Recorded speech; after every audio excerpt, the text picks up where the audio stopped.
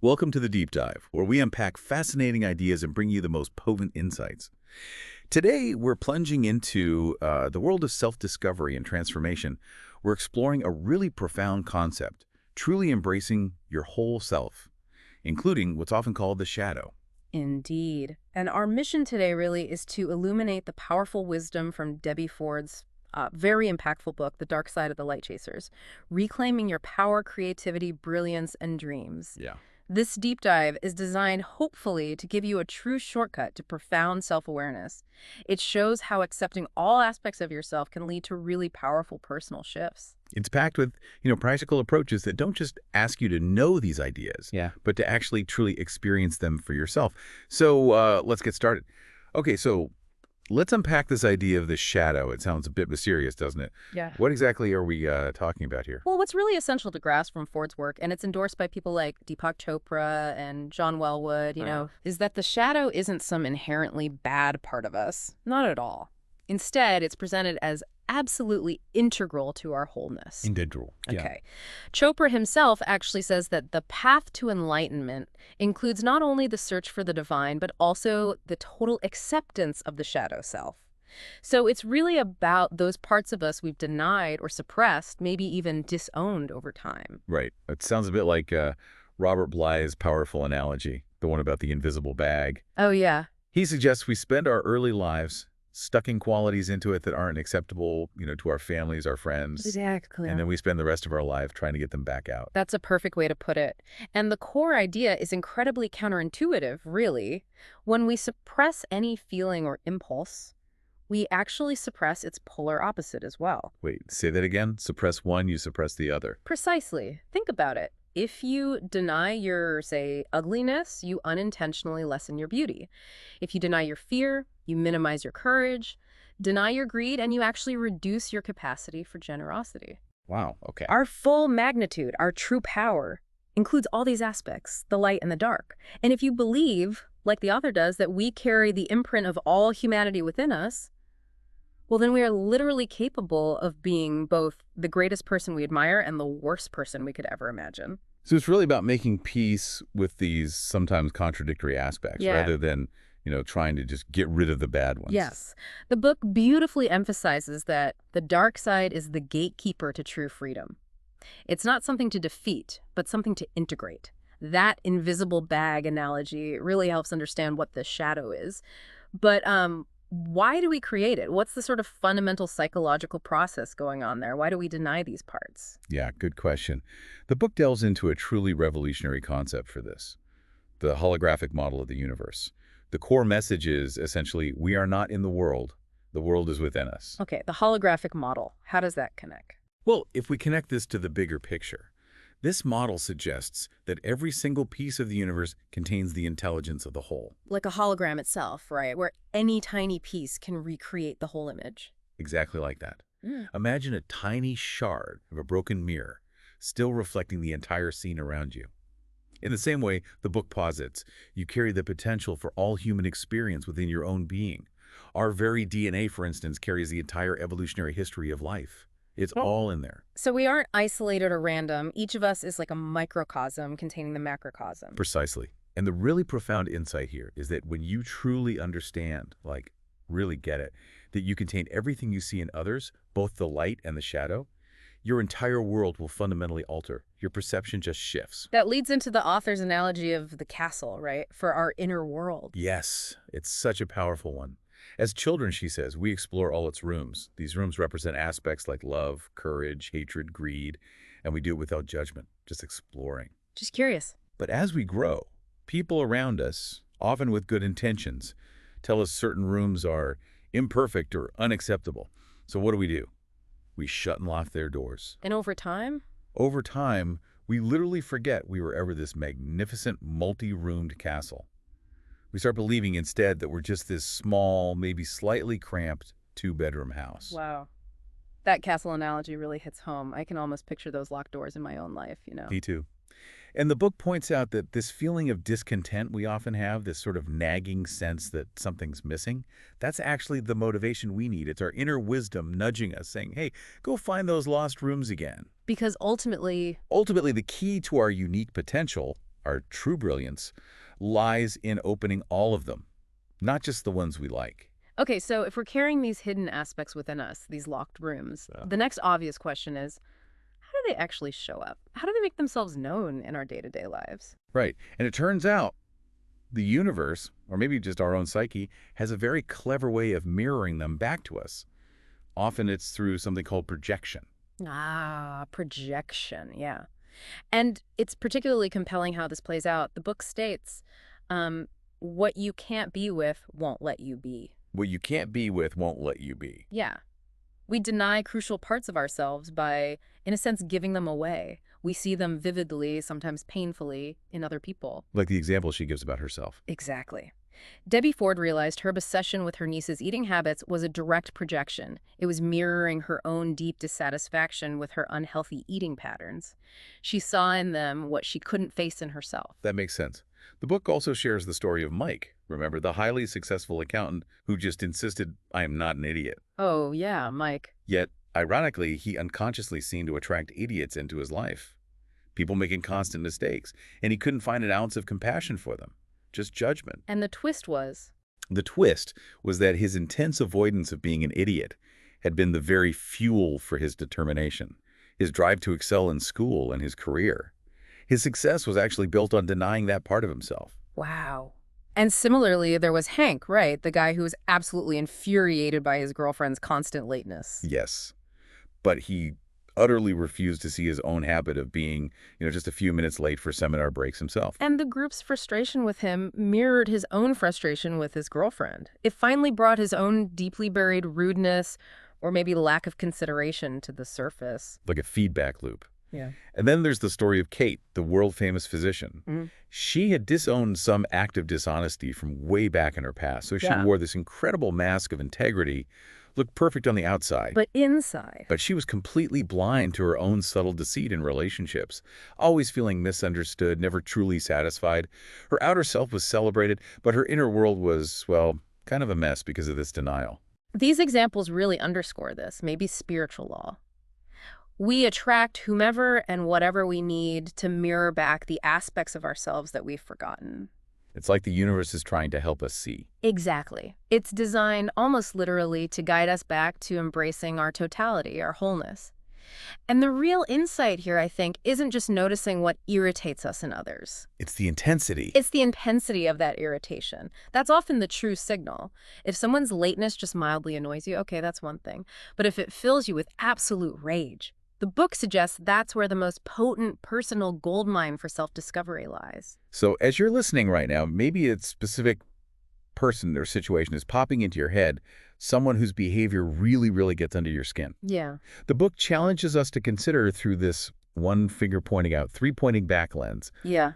What aspect of ourselves might that be mirroring back? It's a tough question sometimes. It really is. So, okay, once we start noticing these projections, recognizing the shadow's presence, how do we actually begin this? It sounds, frankly, uncomfortable, but also incredibly liberating, this process of uncovering and owning these hidden parts. Well, the book offers practical steps, starting with something called unconcealing. And it requires rigorous honesty, just a deep, brave willingness to see what you maybe haven't been able or willing to see before. Rigorous honesty. Yeah, you're encouraged to sit with yourself and truly ask these questions. Have I ever demonstrated that behavior in the past? Am I demonstrating that behavior now? And importantly, under different circumstances, am I capable of demonstrating that behavior? And the key shift in mindset is adopting, I am that. Where am I that? Rather than the immediate defensive, oh, I am not that. Exactly, that knee-jerk denial. Right. The author emphasizes that all emotions and impulses, whether we label them positive or negative, are there to guide us. They're there to teach us. They aren't flaws to be eradicated, but messengers carrying information. And the shift in perspective, this willingness to look, that leads to discovering the incredible gifts hidden within the shadow. Gifts, even in the negative stuff. Yeah. For instance, the book talks about Audrey, and the gift of Audrey's hate was love. By acknowledging and really processing her buried resentment towards her daughter, it actually allowed for a new, deeply honest, and genuinely loving relationship to finally emerge between them. Wow. So the negative feeling held the key to the positive outcome. Exactly. Or Pam, who prided herself on her darkness, her edge. She was challenged to embrace being a mush pie, Mm. soft, vulnerable. And that led to? A huge cathartic release. Years of Yeah. pain she didn't even realize she was carrying just poured out. Incredible. Even things like sloppiness. Yeah, yeah. Even qualities like sloppiness can have a hidden positive side.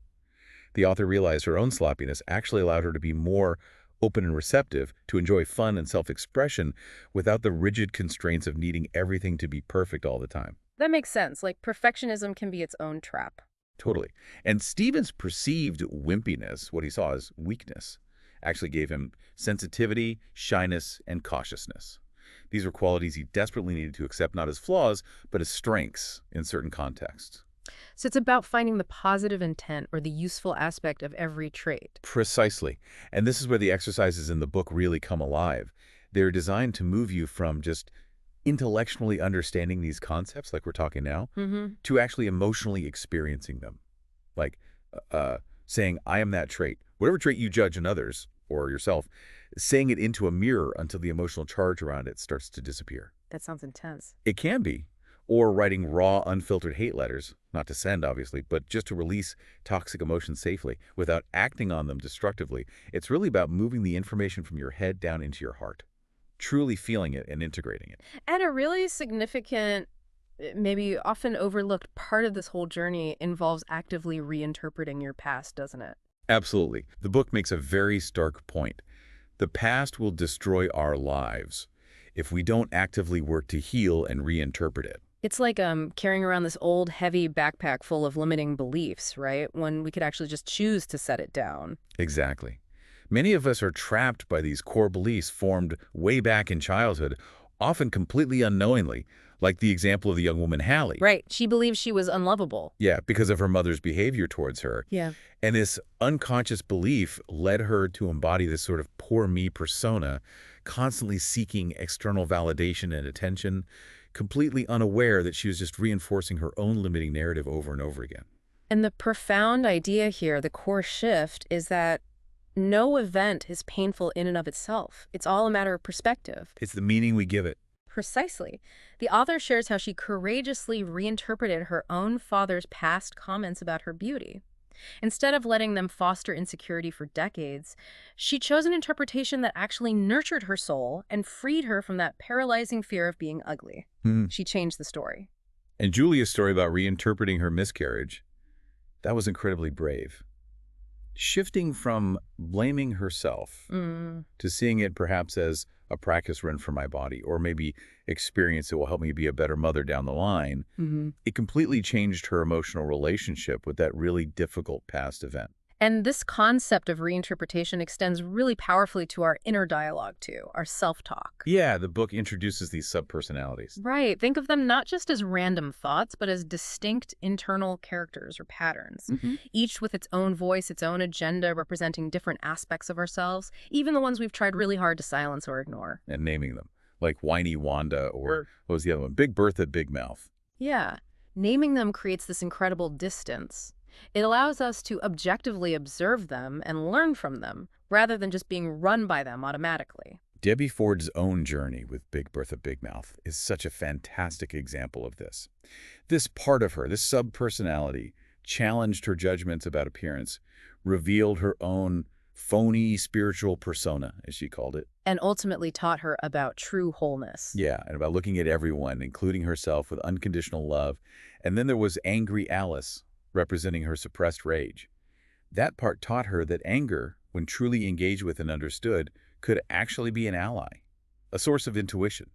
So by engaging with these subpersonalities, actually listening to them, asking them what they need, as challenging as that might feel, we disengage from being dominated by them. We take our power back. Exactly. We reclaim the power we've unconsciously given away. They aren't meant to be banished or destroyed, but listened to.